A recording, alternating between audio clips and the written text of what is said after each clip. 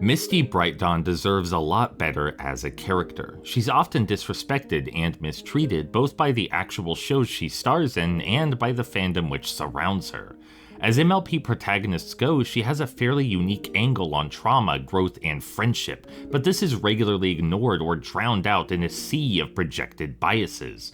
The writers project morals onto her which rob her of her agency, and the fandom projects sentiments onto her which, well, rob her of her agency. Even as early as her introduction, way back when she was Opaline's stooge, many folks weren't treating her like a character, but instead as an object. They didn't view her as a struggling or mistreated individual, but as a maiden to rescue. They loved her cute voice, her sweet mannerisms, her ignorance, and they romanticized her lack of self-esteem. Fawning over someone as vulnerable as Misty may seem compassionate, but it truthfully isn't.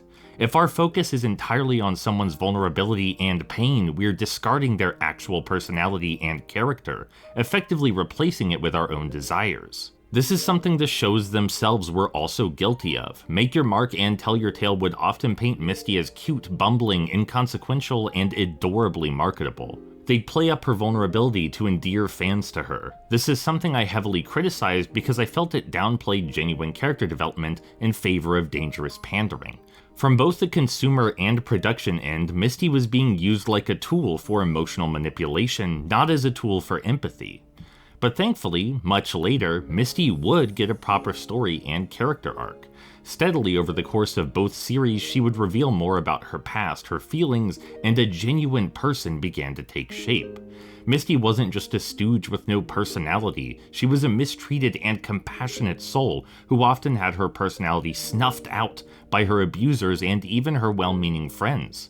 Alphabetal and the main five would often project their own desires onto her, much like the fans, and she'd have to dispel their ignorance to replace it with proper empathy.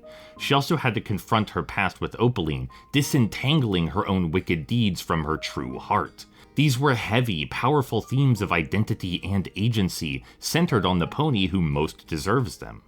Things began trending in a healthier direction for her, which was encapsulated by the episode Swirlpool Starlight, wherein we see Misty directly acknowledge the truth of her person, independent of the suffering she's endured and caused. But unfortunately, that episode, and many others, aren't often seen as development, but instead stagnation. Folks in the fandom and on the writing staff alike seem quick to dismiss Misty's pained past. They expect to be able to treat her like anyone else now, when really they have no right to. What Misty went through was character defining, as is reflected by her element of empathy.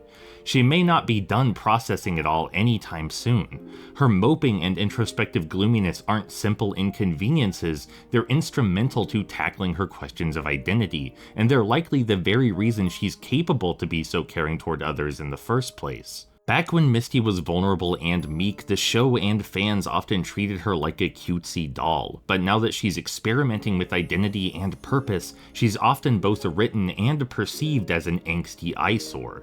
It seems like she just can't catch a break. I would urge everyone not to take this video as some finger-wagging lecture, but instead as a chance to experience deeper compassion.